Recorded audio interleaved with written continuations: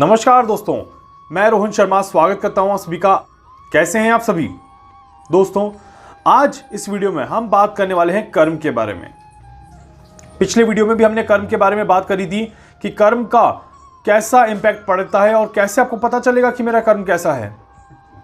आज हम बात करने वाले हैं कर्म के फल के बारे में।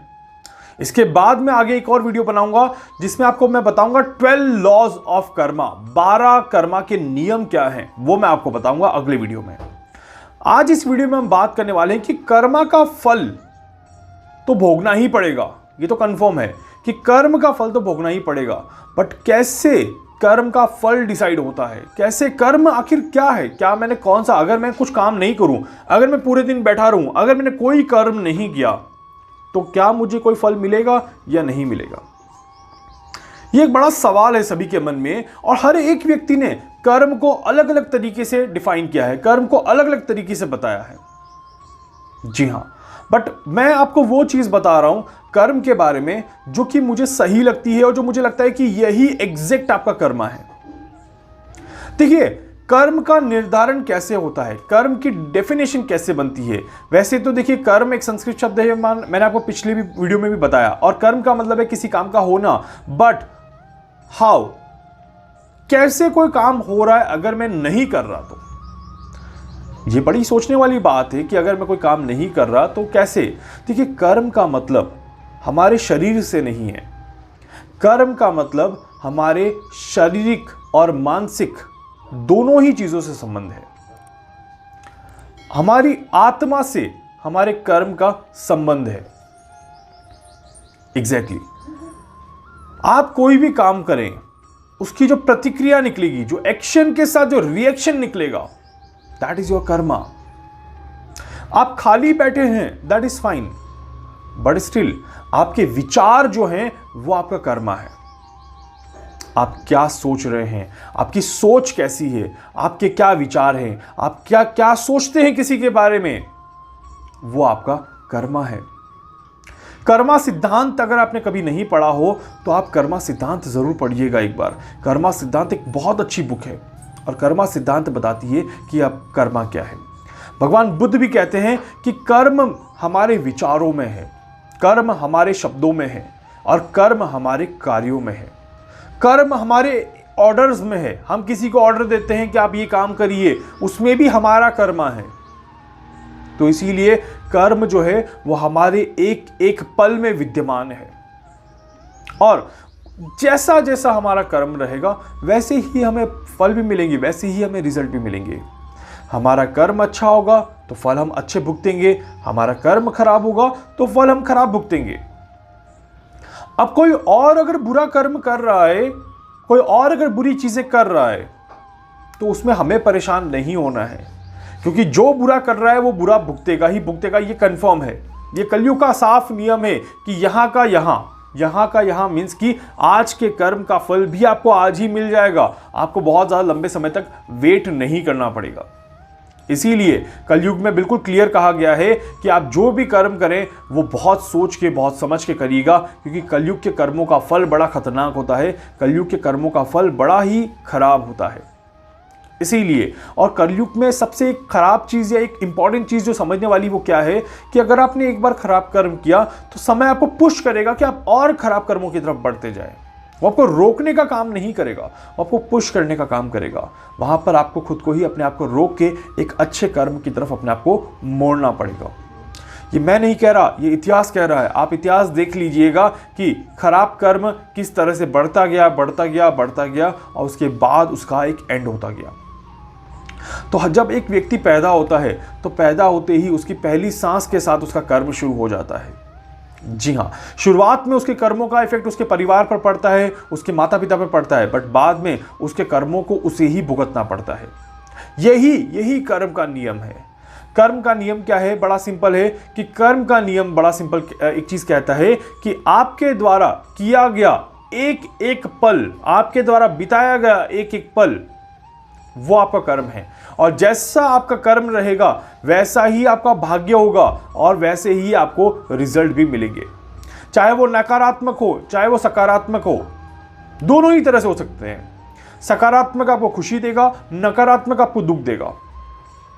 जी हाँ, इसलिए क्रियाएं, कर्म, क्रिया, कार्य का होना जितना सकारात्मक तरीके से आप करेंगे उतना ही आपको फायदा मिलेगा।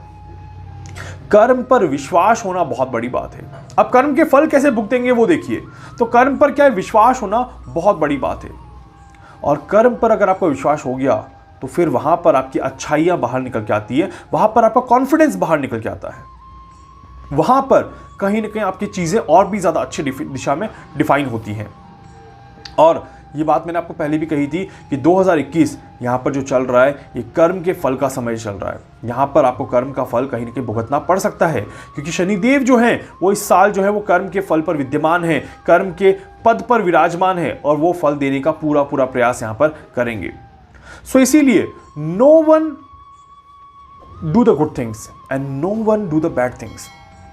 It is time which can create some kind of situations in front of us, जिसके जरिए हम अपने एक्शंस करते हैं और उसके रिएक्शंस निकलते हैं।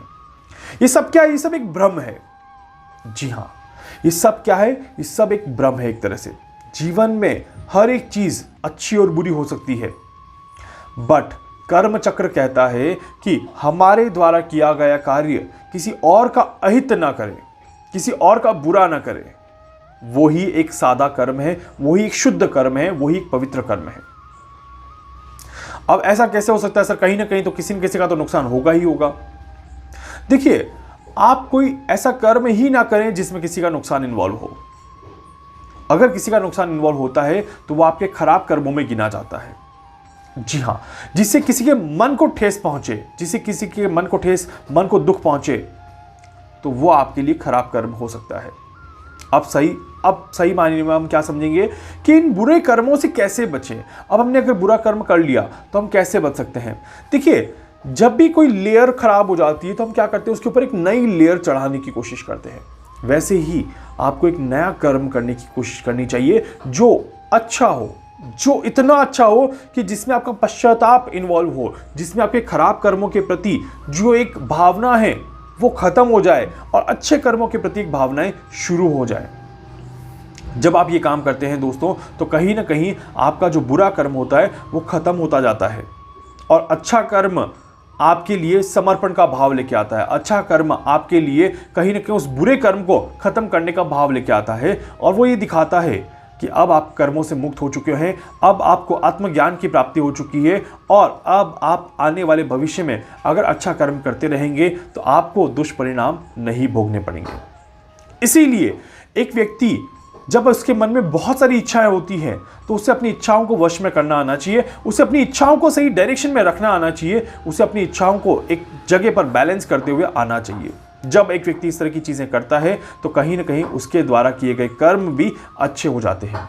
एक चीज हमेशा ध्यान रखिएगा दोस्तों, कर्म कभी भी व्यर्थ नहीं जाता, कर्म कभी भी खाली नहीं जाता, कर्म कभी भी वेस्ट नहीं होता। इस बात का ध्यान रखिएगा। कर्म जितना आप करेंगे उतना ही अच्छा होगा और उतने ही अच्छे रिजल्ट आपको देखने को मिलेंगे। इसीलिए कभी भी जीवन में अपने कर्मों से पीछे मत हटिएगा, अपने कर्मों को हमेशा करते रहिएगा। इस बात का आपको ध्यान रखना है। सुख और दुख तो साथ में चलते ही रहेंगे। हो सकता है कि कभी आपको दुख मिलेगा, कभी आपको सुख मिलेगा, बट आपको क्या करना है, चाहे सुख हो चाहे दुख हो, अपने अच्छे कर्म पर फोकस करते हुए आपको हमेशा सही दिशा में आगे बढ़ते रहना चाहिए। जब आप सही दिशा में आगे बढ़ते रहेंगे तो वहां पर कहीं ना कहीं आपके लिए चीजें भी और भी ज्यादा अच्छी होती जाएंगी और कहीं ना कहीं आपको और अच्छे लेवल पे उसके फल देखने को मिलेंगे। उम्मीद करता हूं कि आज के बाद आप भी अपने कर्मों को अच्छा ही करेंगे, अच्छे कर्म करोगे, अच्छे फल भुगतोगे। ध्यान रखिएगा, 2021 का साल कर्मों के फल का साल है और आपको आपके फल यहीं पर भुगतने पड़ेंगे, कर्मों के फल यहीं पर देखने पड़ेंगे।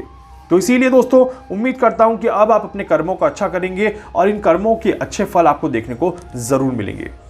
उम्मीद करता हूं वीडियो आपको अच्छा लगेगा। वीडियो को इसी तरह से लाइक कर दीजिएगा, चैनल को सब्सक्राइब कर दीजिएगा, बेल आइकन पे क्लिक कर दीजिएगा। इसके अलावा अगर आप मुझसे कुछ भी पूछना चाहते हैं, कुछ भी जानना चाहते हैं, अपनी कुंडली का एनालिसिस करवाना चाहते हैं, आप मुझसे संपर्क कर सकते हैं। मैं पूरी कोशिश करूंगा आपकी हर संभव मदद यहां पर कर सकूं। धन्यवाद।